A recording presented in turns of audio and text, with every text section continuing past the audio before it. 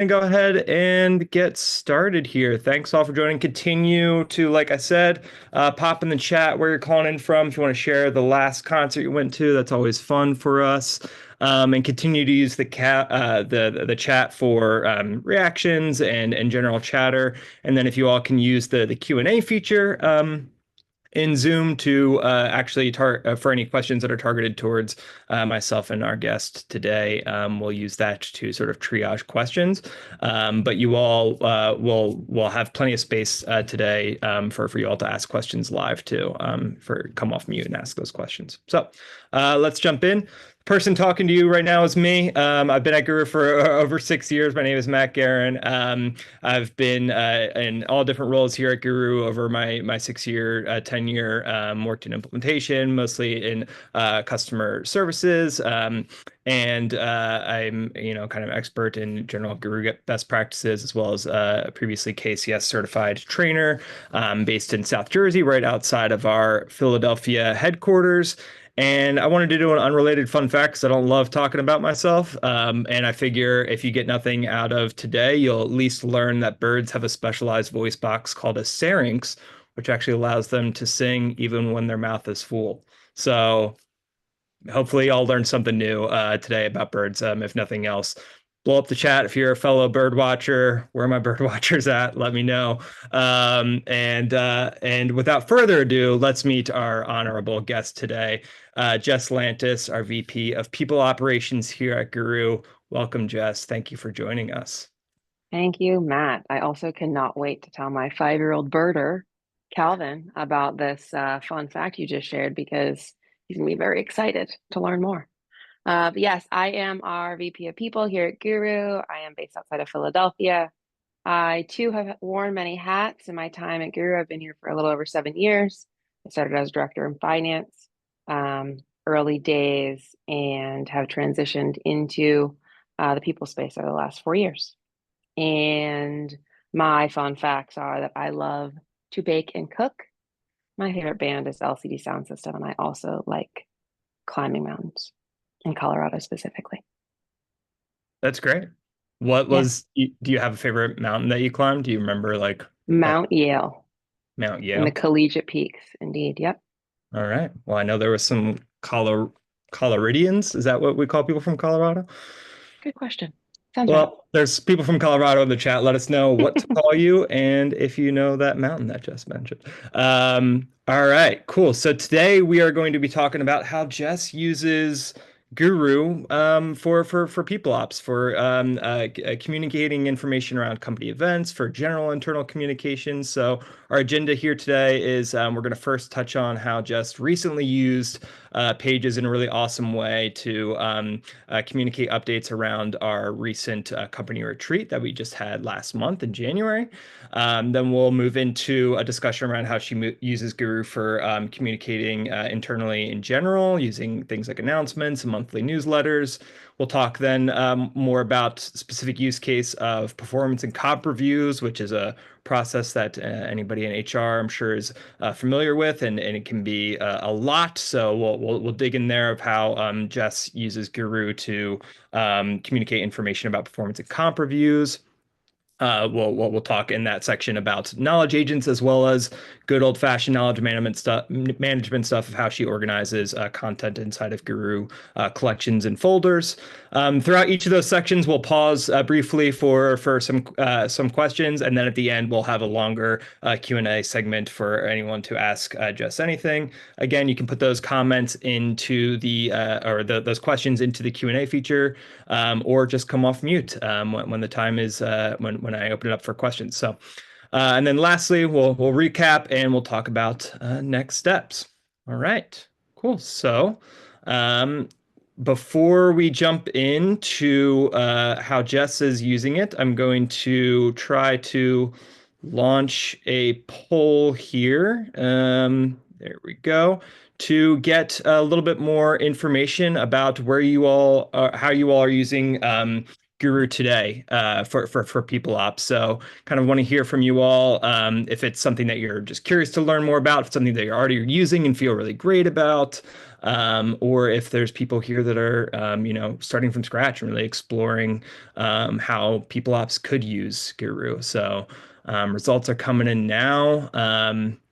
Got about 60% of the way here. Looks like so far a healthy mix. Most people don't use Guru for people ops, and a lot of people think that there's plenty of room for improvement. So this is great. Hopefully, you all will especially get a lot of value out of today and seeing how Jess does things with Guru. So I'm just gonna close this poll out here. Appreciate all of those who participated in that.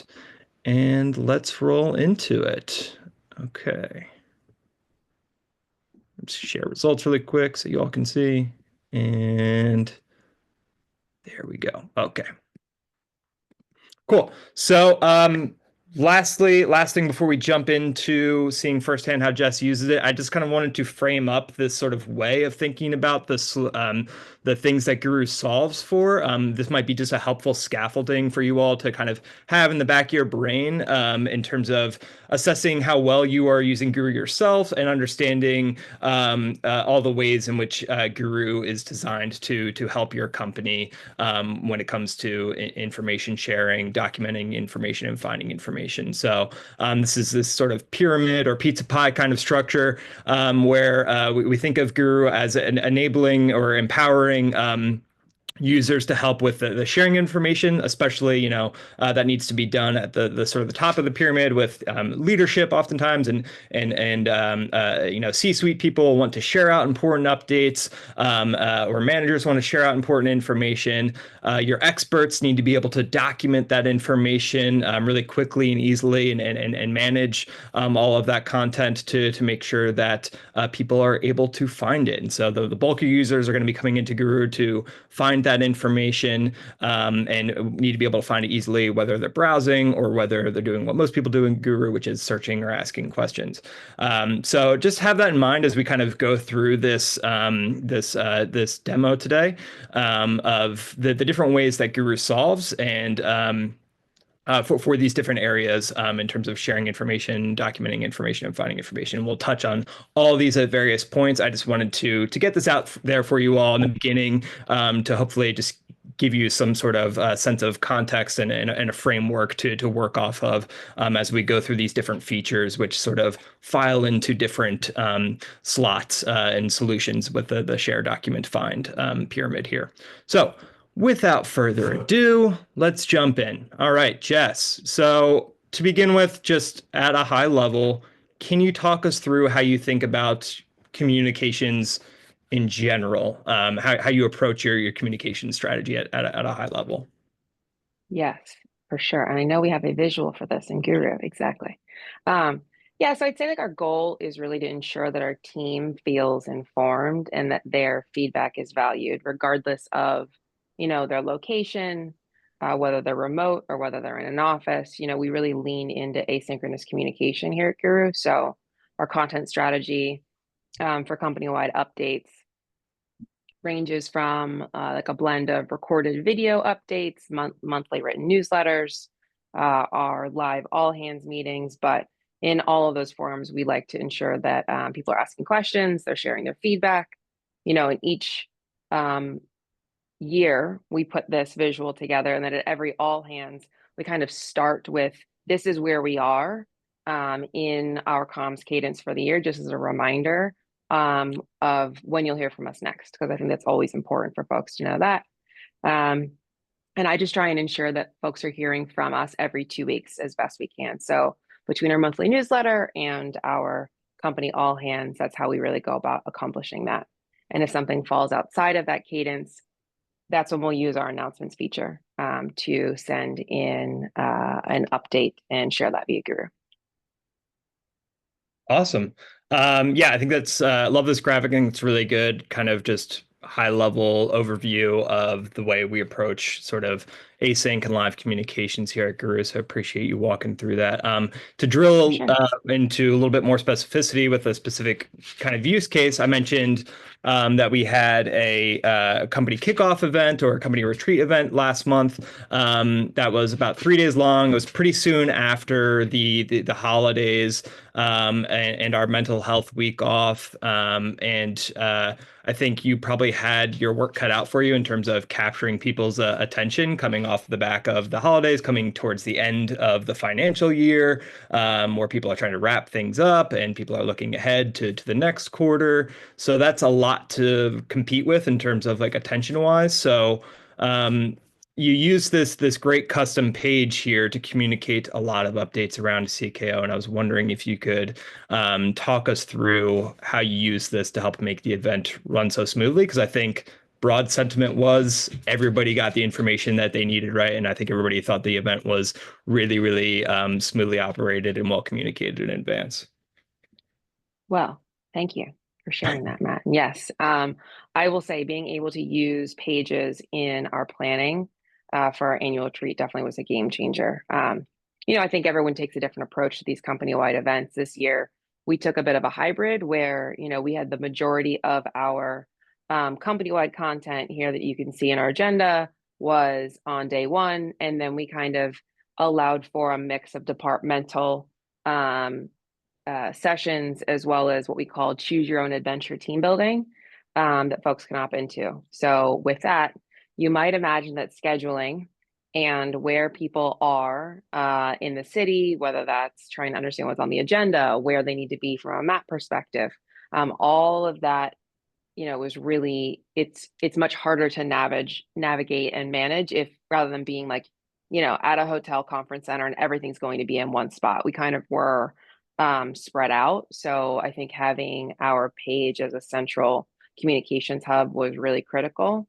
um, if you keep scrolling down, you can see like the information on, our volunteer event here. We decided to bring everyone together, split the company up into 15 different teams. I embedded this Google map because we sent each team to fill community fridges and little libraries throughout the city. But as you can see, they were kind of dispersed all over the city and everyone needed to know where to go. And, when I think about some of the other stuff that we have in here, as far as just resources that are more specific, like over on the right, like the details that you need to know. If we didn't have our page, all of this would have been linked in a massive guru card that we would have had to try and continue to, um, you know, remind folks. And we all know that everyone's attention span is short and it is small. And I don't know we would have gotten the readership level or the engagement we did short of having one central spot for everyone to access the information that they did.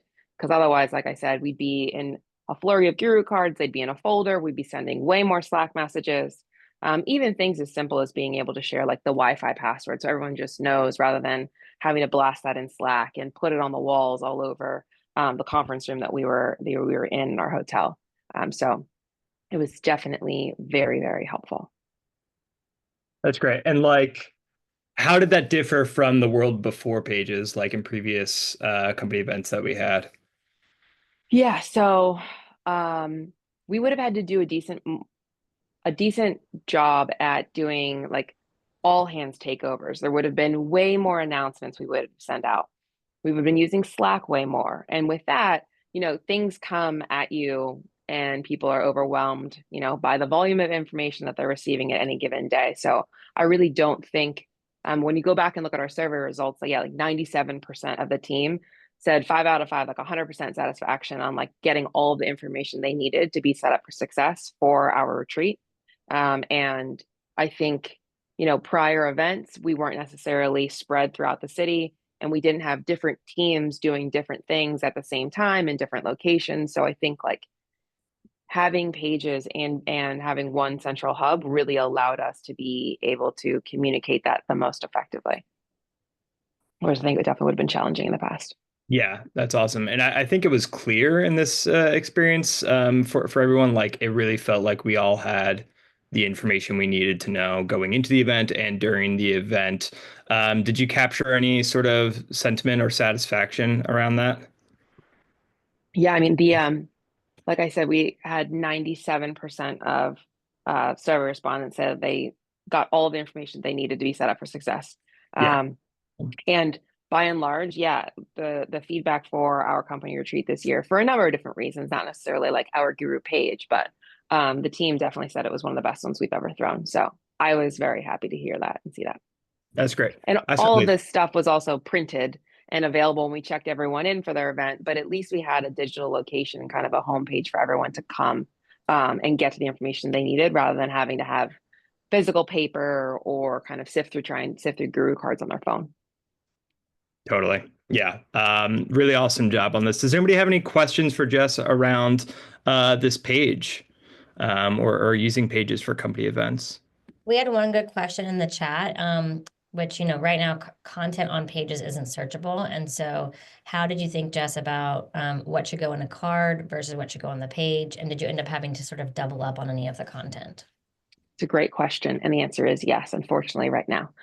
So, like the code of conduct, I have here in the right rail that also is a guru card. I didn't link it because it's here, but it's a guru card that we sent out in an announcement prior to. It also was printed for when everyone checked in. And then the rest of the content here, yes, is guru cards, but like this map, that's not in a card, that's just embedded in the page. The agenda image is embedded in our agenda card. That's like an overall, very detailed overview of what we were doing. But the majority of things you see on this page, yes, does live in a guru card, short of, like I said, the Wi-Fi password, the maps, and probably that Google map for our volunteer event is linked, I believe, in one of the guru cards, but I can't really recall. Yeah, that's great, But Jess. I hear you. I'm waiting for pages to be able to be indexed and searchable. So don't Yes. worry. Yeah. Do you have another question here? Do you have a situation that you think a card would be better to use than a page? What are your thoughts on the card versus page scenario? Um, I think when I'm thinking about an event like this, I try and aim for like what are the top level things that folks need to consume. Something like the code of conduct needs real estate, in my opinion. Just reminding everyone, like, this is a company event. Like, if you see something that's happening, these are the people you should be reaching out to. Like, that should be, in my opinion, on both. But I think more detailed information you can see on the right side where we have the list of the featured cards that are all related to this event. Like, the know before you go, or the information we needed about the customer that was coming during one of our company-wide sessions that we call Voice of the Customer. That type of a thing, I think, was helpful to have in a guru card versus trying to explain that all on the page. It just would have been too much information. So for me, it's like, what are the top level things? How can we get to that through some level of brevity? And then detail can go into guru cards. Yeah, that's great. That makes a lot of sense. We did have one question around like how to create pages and things around that. I just want to point you all in your Zoom window. There should be a section at the bottom that's resources where I've linked out a couple of pertinent resources related to what we're talking about today. That's going to cover a little bit more of the how-to kind of side of things, which we're not going to drill too much into today. We've also had workshops in the past around the how-to kind of stuff. So check out those previous workshop recordings. Check out the articles that are linked in the resources section of your Zoom window. And then last question here before we move on to the next segment. Asta writes, do people use this religiously or do they ask kind of silly little questions? As an event organizer, I find that anything we do, people still call to know about what the plan of action is for that day. Yeah. So they don't use this as their only guide point, I would say. We specifically we have you can see on our page, we said, come to the CKO Slack channel for any live questions and up to the moment events. We scheduled a flurry of timed Slack messages on where you need to be, what the meal is, what the plan is for the next day. Any of those things, we kind of queued them up.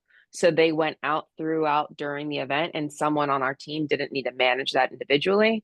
And those messages pointed to Guru cards or pointed to our Guru page. So it's kind of like the rule of seven is what you need to hear something 7 times, 7 different ways for anyone to actually retain it.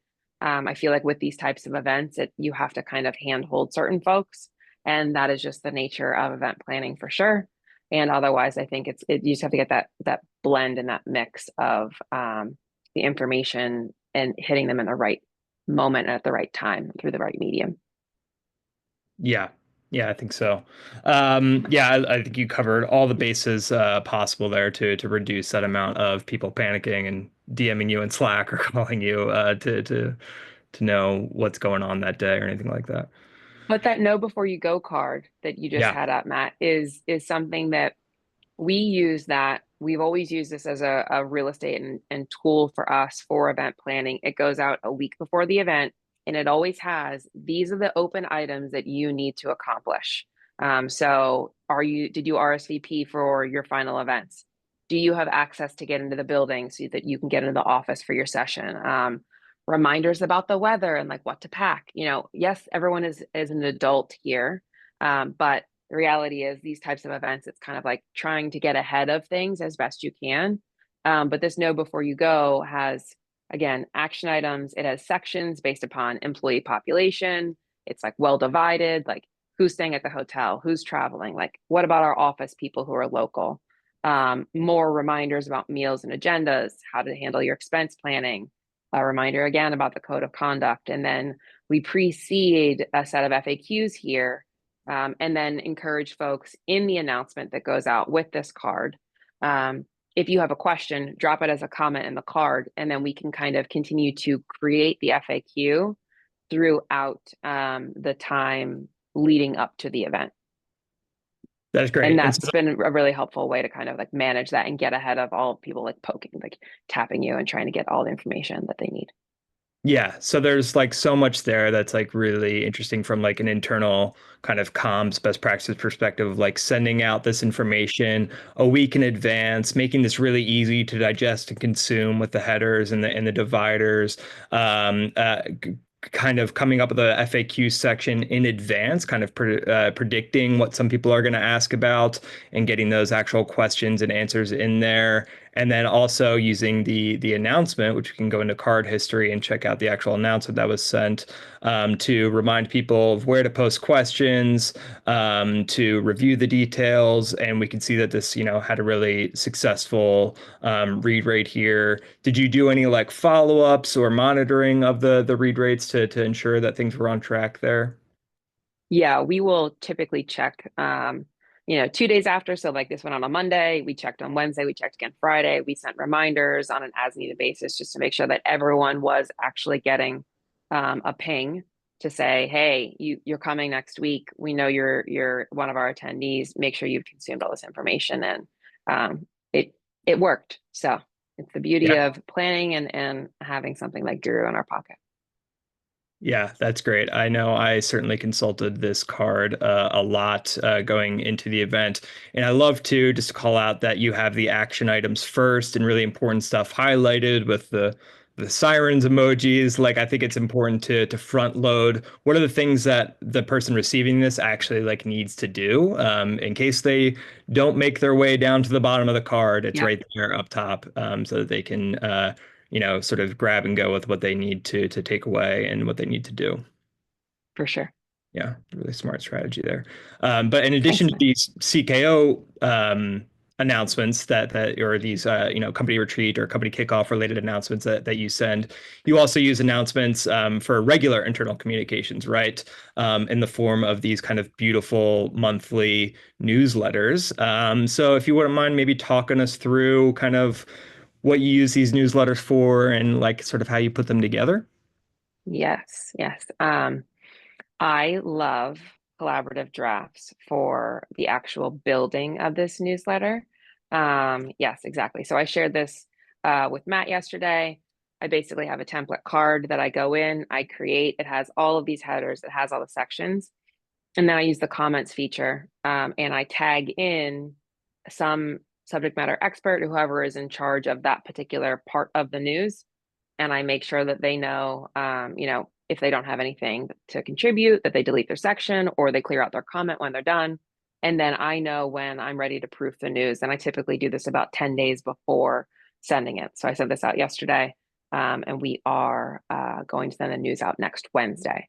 But, you know, it's a blend of information. If you want to go back to the January news, I think you just had up. Yeah. So, you know, company-wide events and our calendar being set for the year is kind of one of those big things that we would hit front and center, or the monthly business updates, like a video recording we get from our COO on like how things are trending and how we're performing. That would be kind of front and center. Things like survey reminders. You know, we launch our perks and benefits changes in the fall for the upcoming fiscal year. So you can see like there's a if you missed it section, like a reminder, like, oh, we told you in November how our perks and benefits were changing for fiscal year 26. Well, now they're actually changing, and it's kind of like a place for us to continue to remind the team. Also, this is how we launched our performance review set of like the opening of when our cycle launches, all of the content that we have, the timing, and all of that. Right, there's a section in the news for that. You know, I give real estate to our security officer, our IT team. And then we also sometimes have a marketing update from our director of marketing. It really just depends.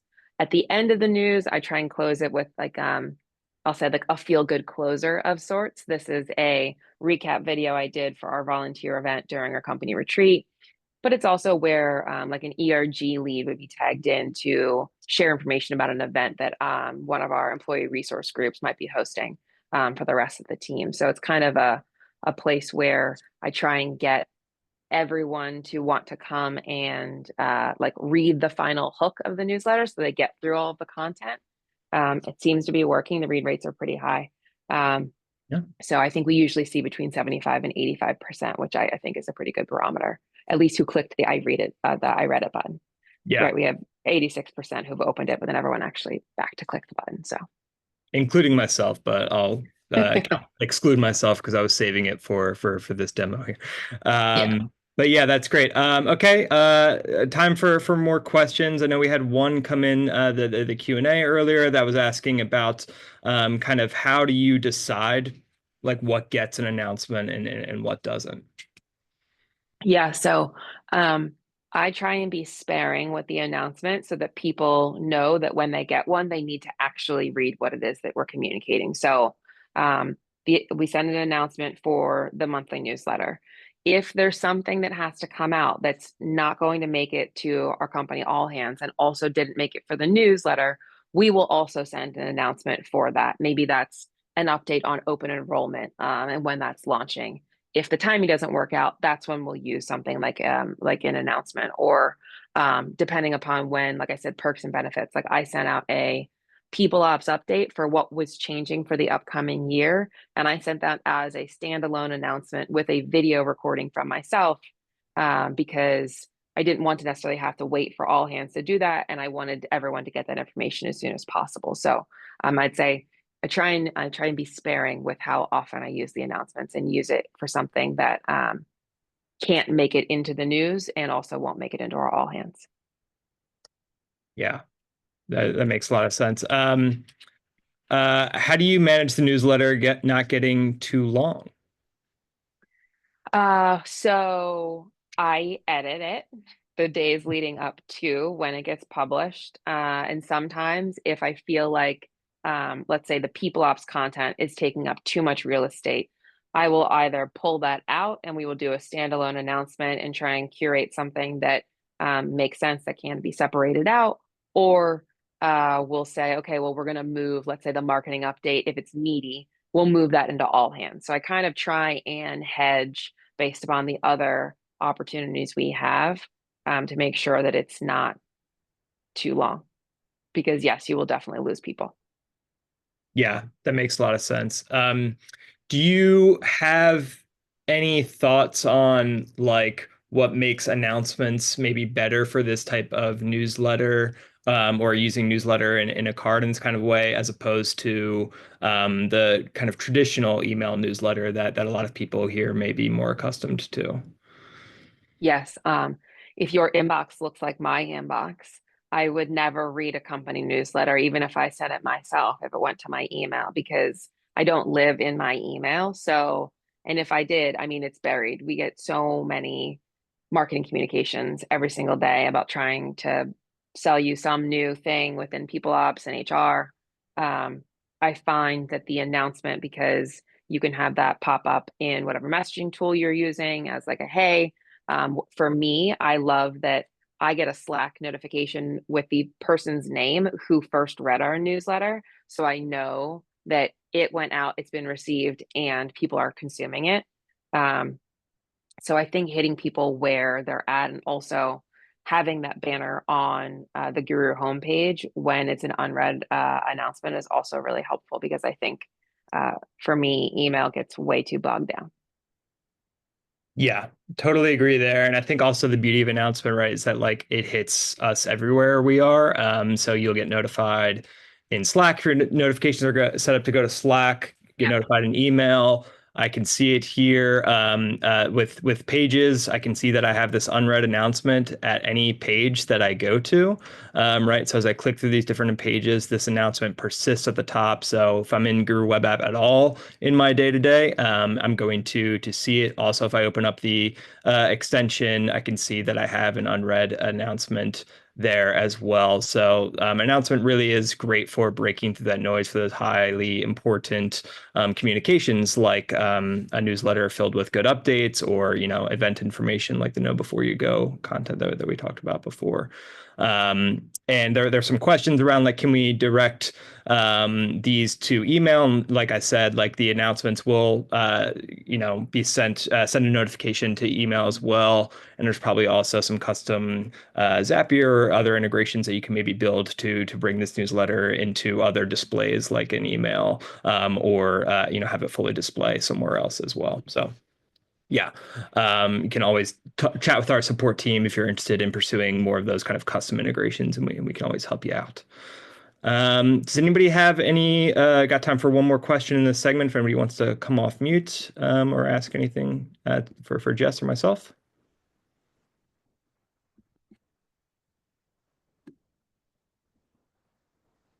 All right, that was the 7 seconds wait time. Window is closed. Moving on to the last segment here, which I want to kind of focus in around. We saw in this newsletter you were communicating information around the performance reviews, right? So we have performance reviews coming up, and performance and compensation reviews coming up this month. That's something that I know, people ops and HR teams takes a lot of time, takes a lot of effort and resources, and it can be stressful for managers and people throughout the company. So, kind of how do you approach communicating information around this now? Obviously, we use announcements, but are you using anything else inside of Guru to make this information easy to find? Yes. So, if you go to our People Ops Hub, which is basically our HR homepage for all team members, I like to do kind of like, I'll say a takeover for the primary real estate on this page when we have something like performance reviews come up. So you can see we have this visual timeline of when it's going to launch, what the different periods are, when it closes, and then just below it, we have all of the resources that we have documented in Guru, whether that's eligibility, whether it's the specific question sets that are set up in ChartHop, FAQs, like how the comp cycle works, how reviews work generally at Guru if it's your first performance review here. I think we also need to make sure that our managers are well informed, bought in, and they are keeping to their timelines as well. But we kind of have this real estate takeover here. When the cycle launches next week, this FAQ card, I will send an announcement to the whole company, launching the cycle, letting them know that it is open, and reminding them to drop comments and questions here in this card. And then we can continue to build the FAQ as it comes along. And, on our homepage, I will have a banner, like a call out box at the top that talks about the performance reviews and links you to our folder that's in Guru. We will have, again, this spot in Guru. They will have the announcement. We will remind people at our company all hands, again, trying to hit everyone where they're at and remind folks that we are in the cycle. it's always inevitably a challenge to get your performance cycle across the finish line. So just continuing to make sure that we get to people in multiple different ways and multiple different times throughout the cycle is how we definitely approach it. Yeah, I love that. I love this approach to making it easy to find using the pages. We'll circle back to that FAQ card and the folder structure here in a second. But eagle-eyed audience members may have noticed that the search bar up top doesn't say Ask Guru, it says Ask Your Friendly People Ops Agent. So it looks like you've created a knowledge agent specifically for People Ops content. Is that right? That is correct. Yes. Like an Um, extension of our team. Yeah, yeah. And so this can be really great for answering those questions around performance reviews as well. So just to kind of show an example of how that can work, I'm going to ask it a question like, when will our next performance review happen and how will it be structured? To give folks a look at what kind of response the your friendly people ops agent gives, and maybe you can talk us through your approach to getting it to produce such a beautiful answer like we see here. Yeah, so it all has to do with like the prompt and the sources and everything that you feed the agent and how we set that up. And I don't know whether we'll get that now or in a little Yeah. bit, Matt, but Yeah, yeah. Actually, before let me show we see this great example here, and we've got three different cards that it's pulling from here to give this really thorough, beautiful response. And I just want to show, and sorry, Jess, I'll kick it back to you in a you're sec. good. Um, if I ask the regular Guru default agent, which has a different prompt and different sources behind it, it's going to give me a different looking answer. And I just wanted to show this sort of back-to-back comparison so people can understand a little bit more clearly what value that a specialized knowledge agent could potentially bring to this type of use case, specifically for people ops, but also for all different types of use cases. And so, of course, we're live here on a workshop, and this answer is taking unusually long to load, and it's giving me a different result than it did before. This one's longer and pulling from more resources, but we can see that it's a different style question. It's a different tone of voice. The response is pretty similar here in the sort of bulleted structure, but we see that it's pulling from a couple different sources here and has a different format there. So the look and feel of the responses can definitely vary based on what that knowledge agent is designed to produce. So now that we saw that sort of back-to-back comparison, let me come into the knowledge manager or the knowledge agent manager screen here so you can talk us through a little bit more about how you engineered the your friendly people ops agent to respond to questions here with this prompt. Yeah, so I think if you look at the role specifically, like we want this people ops agent to feel like it's an extension of our people team. So, you know, you're going to respond in a kind, empathetic, helpful way. Definitely want you to remain curious and provide robust, detailed answers, but also only respond with documentation that you know is verified and that you have access to. Definitely want you to respond specifically with bullets and give people next steps and action items because that's always helpful, which you saw with the people ops agent response, but not necessarily with the generic guru agent response. I also use a lot of reactions and emojis myself, so I always want our agent to be using emojis for emphasis. So I think like just being able to tailor that prompt specifically was really helpful to make it feel like it's more of an extension of our team rather than just asking a generic question. Yeah, I love that. I think the agent is so far really great at responding in that kind of tone of voice and giving that formatted response with the bullets and the emojis. Always gives me really thorough responses there. And part of the reason why it's able to give such thorough, accurate responses too is because we've limited the sources, right? Yep. So company knowledge is going to cover things around town hall, newsletter, core values, things around our communication strategy, whereas finance and accounting information is going to talk to you about expense reimbursement strategies, taxation, things like that. People Ops obviously is going to have all of our HR content. And then our Help People Ops Slack channel is a treasure trove of information for people asking previous questions that usually end up getting documented in Guru. But if not, it's also going to use that as a source to help answer questions as well.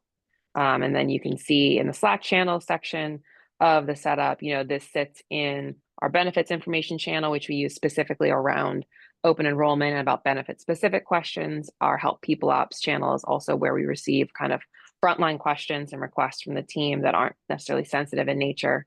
The agent lives on specific pages, so you can see when you go to that tab, we've got it on our CKO page, it's on our onboarding hub page, it's on our People Ops hub page. Our open enrollment and wellness perk pages are kind of in construction right now, but the agent will live on those as well and answer specifically questions that are asked on those pages. And then I think the last thing in the setup is just that we use Rippling for our HRIS, we use ChartHop for engagement, performance management, comp management, all of those things. So we want to make sure that in the extension, the People Ops agent is who will be answering you when you ultimately are on some of those services. And you can see if you were to ask a question while you're logged into Rippling, our HRIS, it's going to respond with that tone, that voice, and the information that it has, versus just, again, the generic agent with a generic prompt. Yeah. Love that. And just to recap, because that's a lot, and it may be new to a lot of people in the room here. So you can pin the knowledge agent to certain websites. So I'm over our Rippling HRIS tool here now, and when I open up the Guru extension, I don't have to switch to that agent. That agent is automatically on my default search bar, because the extension is recognizing that I'm over top of Rippling, and so I don't even have to switch between agents. It's just going to be, I'm going to ask my question that's related to Rippling stuff. Likely it's going to be best answered by the friendly People Ops agent, which is the default agent for that website. And we see in the sources tab, like these are the information that are feeding into the agent. So this is the only places that the agent can look. So it's got that specialized search behind it. It's got that Slack channel where people go to ask questions and where you and other People Ops folks answer questions a lot. Those threads and those conversations in Slack are informing the potential answers that this agent gives when you ask the agent a question. And you've got that kind of closed loop circle with Guru automatically responding to questions that are asked in these specific Slack channels. So when people go into these Slack channels and ask a question, Guru is going to be the first sort of line of defense and automatically respond to questions using this agent, using the sources that we see here to answer that question. And if Guru can't answer that question, that's where you come in, give a nice response, and then now we're intaking that new information that you've threaded in by having that Slack channel also as a source into that agent. So it's like a full circle, making sure that knowledge is captured, shared, and easy to find for folks. Yes, indeed. It's a beautiful thing. It is a beautiful thing. Okay, so lastly, like we've talked a lot about pages and knowledge agents, a lot of the newer features inside of Guru today, which are great, but Guru's still a beautiful knowledge management tool too, right? And we still get a lot of folks who are curious about best practices when it comes to organizing content and managing their cards and whatnot. And I think the People Ops collection is one of the best organized collections we have at Guru. So I just want to give you space to talk about how you went about organizing the People Ops collection and the knowledge inside of it. Yes, thank you for that feedback, Matt. It means a lot. But we structured our People Ops collection with folders that you can see here, and I'd say we numbered them in order for kind of where you start on the employee journey, and how you navigate, like how to navigate the People Ops collection comes first. The Guru Workplace Guide is our employee handbook that everyone needs to be familiar with. Then we move to more general information about Guru, new hire onboarding, and then we move more so into specific information, more complex information like benefits, our total rewards philosophy, compensation strategies, things like our systems, again, perks and benefits, all of that kind of like comes next, as well as initiatives that the team is spearheading as well. And like each folder, like if you go into the performance review folder, we try and set it up so that it's organized in bite-sized contents. Okay, so you're going to the performance reviews. What's our guide to our performance reviews? Like, okay, what are the question sets that we're going to have available so you know what the questions are, so you can start thinking about them before we launch our cycle. How do you think about the review meeting? And how would you approach that with your manager? What are some FAQs that have come up so far? More things like then the compensation review comes next. Like, what's that about? What's our promotion philosophy? What are the most recent promotions and transitions that happened after our last performance review? So it's kind of the way that we've structured and tried to organize things in a thematic way so that it's much easier to digest, because it can get unwieldy if it's not kind of, I'll say, containerized in folders, or at least that's what we found. Yeah, I love that. I love the pro tip of like getting more complex as it goes down. And so the kind of like general, like probably information that people are going to be digging up most often by virtue is probably going to be more towards the top because it's going to be least complex, and it kind of gets more specialized as it descends, Yeah. which is like a really neat way to structure this collection that I didn't even know until you were telling me about it yesterday. And it like just always felt very easy to navigate. So I think having that methodology for authors here is going to be helpful in terms of organizing their own content. And then I love this. We touched on this card a few minutes ago, but I just wanted to circle back to it. I get in my time as a CSM here at Guru, I get asked a lot of questions around, FAQs and like how to document questions in cards. And can you maybe just touch on sort of how you approached documenting FAQs with this card in particular? Yes. So I love our tables feature in the editor, and I love being able to embed images and bulleted lists in the tables. I feel like the way the gradient switches, it's much easier to kind of for the eye to scan through and be able to navigate like a bit of a Q&A versus just a set of bulleted lists where it's like one bullet question, sub bullet answer, and kind of more of an eye chart. And this, I feel like, has been easier to consume. I think you have more likelihood of both the AI and the search agents working with it structured this way, and it's also it's more consumable, um, and you're going to get greater readership if the information you're trying to share with your team is obviously easier to comprehend and easier to get through. Yeah, I love that. And I love that the title is like calling out the year that it's for, what the FAQs are around, and then calling it out as an FAQ. And you even have a tag in there around performance reviews. Could be even add a tag maybe around FAQs if we wanted to, but like all of that adds to the discoverability of this card. And not only is it really easy to discover, I think it is like pretty easy to browse with that table structure that you had implemented as well. So love that. Thank you so much, Jess, for Thanks, taking Matt. us through this. That is gonna do it in terms of the demo sort of portion of this, but definitely want to open it up for questions. If anybody has questions for Jess at all, that if you feel free to come off mute and ask away. While you can, I'm going to jump into the Q&A feature to see if there's anything there. Hillary, if you got any questions that you think are worth calling out, definitely let us know. We had amazing questions. Thanks so much for everyone's engagement, over almost 20 questions. So really, really engaging conversation. We had a lot of questions around the newsletter. If that's similar to like how you go about creating a card, and if that's a little bit of a different process. I know you mentioned kind of having a template, but it might be helpful to kind of talk through how you execute it on a team level.